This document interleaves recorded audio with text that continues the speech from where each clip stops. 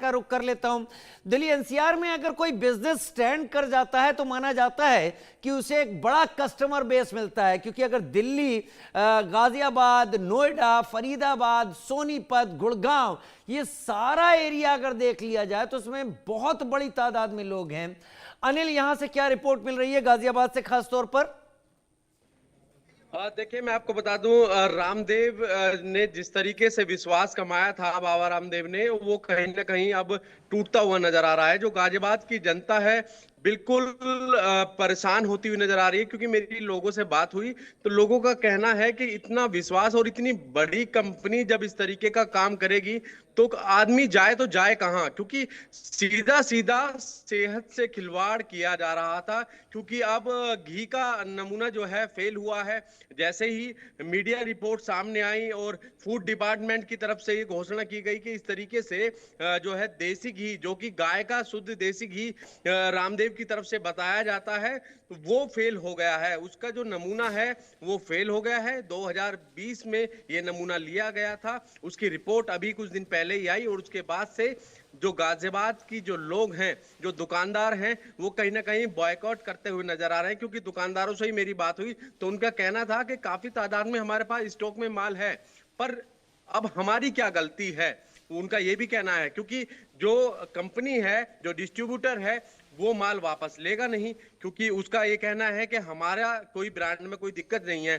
क्योंकि खुद जो है पतंजलि की तरफ से ट्वीट कर कर, जो एक्स पर जो ट्वीट उन्होंने डाला था, लिखित में घोषणा की थी कि हमारा जो भी माल है वो स्टैंडर्ड होता है, वो सभी मानकों को पूरा करता है।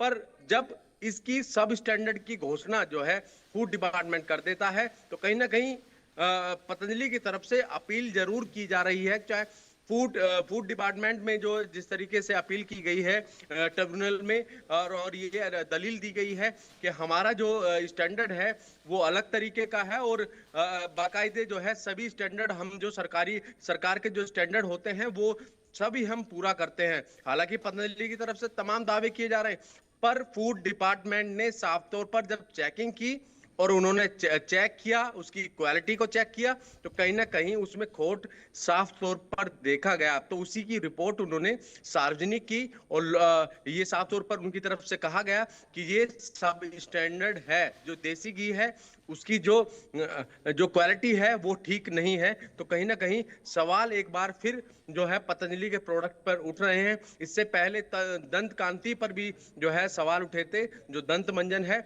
उस पर भी तमाम इस तरीके की बातें सामने आई थी। हालांकि अब जो है रामदेव की तरफ से साफ तौर पर जो है अपील की जा रही है कि ऐसा कुछ नहीं है। अब ये स्पष्ट यही होगा कि फूड डिपार्टमेंट की तरफ से बिल्कुल क्लियर जो चलिए है अजय कर राय दिया का भी जाए मैं कि रुख किस कर तरीके की लेता जो हूं। कमी यह है। हर जगह से रिपोर्ट आ रही है। कोरबा से मेरे साथ अजय भी जुड़े हुए हैं। अजय, जरा विस्तार से बताइए, वहां पर पतंजलि के प्रोडक्ट्स को लेकर क्या कुछ निकलता दिख रहा है? आप जानते हैं कि पतंजलि अब एक ग्लोबल प्रोडक्ट बन चुका है। ये सिर्फ भारतवर्ष से नहीं, विदेशों में भी इसका निर्यात होता है। तो कहीं ना कहीं लोगों की आस्था, लोगों का जो विश्वास है, एक कि यह पतंजलि का प्रोडक्ट है या आयुर्वेद,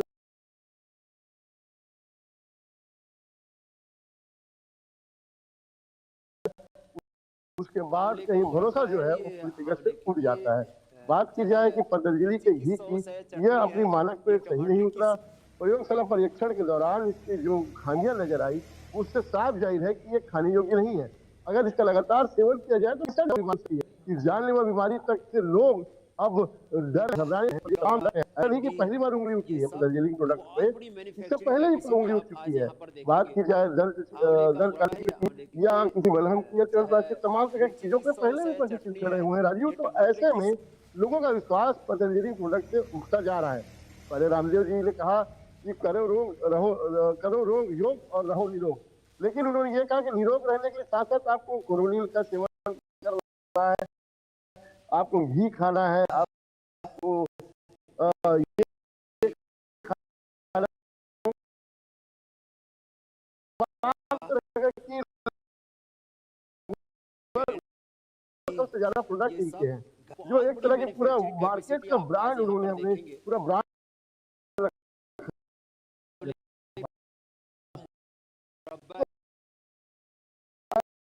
कहीं न कहीं लोगों के साथ ये जो छलावा हुआ है, हुआ है, ये सीधे सीधे उनके ब्रांडिंग पे, उनके प्रोडक्ट है उसको भी असर करेगा। दूसरी ओर लोगों का विश्वास अब पतंजलि के प्रोडक्ट से उठता जा रहा है और कहीं ना कहीं यह बात भी धीरे धीरे हम सामने आ रही है कि लोकल फॉर वोकल पर क्यों ना चला जाए, स्थानीय लोगों को मौका दिया जाए, स्थानीय डेयरी वालों के पास चला जाए, उनसे भी घी की जो है कर सकते हैं। तो ऐसे में राजीव ये बात जरूर सामने आ रही है कि पतंजलि के ऊपर से, पतंजलि के ब्रांड के ऊपर से न सिर्फ घी, अभी तो बहुत सारे प्रोडक्ट के ऊपर अब लोगों का विश्वास जो है वो खत्म होते जा रहा है, डगमगाते जा रहा है। वाकई लखनऊ जो घी फेल हुआ यहाँ पर कोशिश रहे देखिए अभी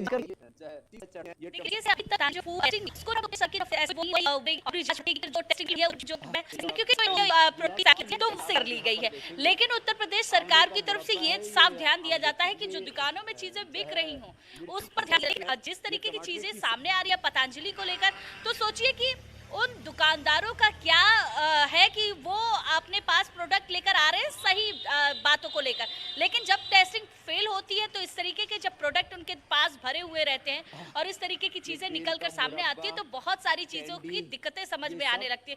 दुकानदार अलग लेवल पर टेंशन है, साथ ही साथ अगर ग्राहक की बात करें तो ग्राहक अब दूर हो चुका है। तो ये कह सकते हैं जो पैन इंडिया लेवल पर चीजें चल रही थी पतंजलि की वो खत्म होती हुई नजर आ रही है और अब धीरे धीरे कहीं ना कहीं पतंजलि के प्रोडक्ट पर लोगों का विश्वास खत्म हो चुका है, चाहे वो किसी भी तरीके की चीजें हो, चाहे वो घी से लेकर इत्यादि चीजें जिसकी बिक्री लगातार बहुत ज्यादा हो रही थी, जिस पर लोग विश्वास कर रहे थे, अब उसकी सैंपलिंग के बाद कहीं ना कहीं विश्वास खत्म होता हुआ नजर आ रहा है। और वो सारी चीजें अब खत्म होने के साथ साथ एक चीजें और देखी जा रही हैं कि लोग सबसे ज्यादा अब इन सब चीजों को खत्म करके अपने जो प्रोडक्ट है, जो चीजें हैं, उसकी जांच पड़ताल खुद ही करते हुए देखते हैं कि क्या इसका यूज किया जाए, क्या नहीं यूज किया जा। तो पतंजलि का वो विश्वास तो खत्म हो चुका है, लेकिन उसके साथ साथ पतंजलि के साथ जिस तरीके की चीजें अब धीरे धीरे सारे प्रोडक्ट के साथ निकल कर आ रही है, ये प्रोडक्ट मार्केट में अब बहुत ज्यादा दिन तक चलने वाले नहीं है। वाकई प्रोडक्ट मार्केट में चलने वाले नहीं है। अनिल, क्या दिल्ली एनसीआर के इलाकों में अब जांच की बात की जा रही है? क्योंकि अगर जांच की बात कहीं नहीं की जा रही है तो फिर ये अपने आप में चौंकने वाली बात है। देखिए, गाजियाबाद के जो फूड अधिकारी हैं उनसे मेरी बात हुई तो उनका ये कहना था कि हम लगातार इसी तरीके की तमाम चेकिंगें करते रहते हैं, चाहे वो तमाम दुकानें हों या बड़े मॉल हों, सभी में जो किराने के सामान है या खाने पीने के सामान है उनकी हम लगातार टेस्टिंग करते रहते हैं। उसी कड़ी में ये भी टेस्टिंग की गई थी जिसमें कि शुद्ध देसी घी, गाय का घी, जो कि बाबा रामदेव ये कहते हैं कि शुद्ध गाय का ये घी है और इसमें कुछ भी मिलावट नहीं है।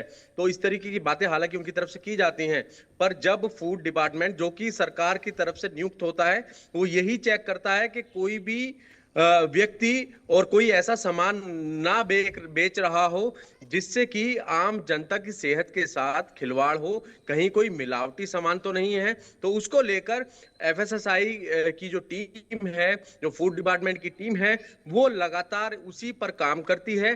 तमाम इलाकों में चेकिंग की जाती है, जहां भी उनको संदेह होता है, जहां भी उनको लगता है कि कुछ गड़बड़ी हो सकती है तो उसकी सैंपलिंग की जाती है। ठीक है, नजर बनाए रखें। बहुत शुक्रिया फिलहाल के लिए आप सभी का।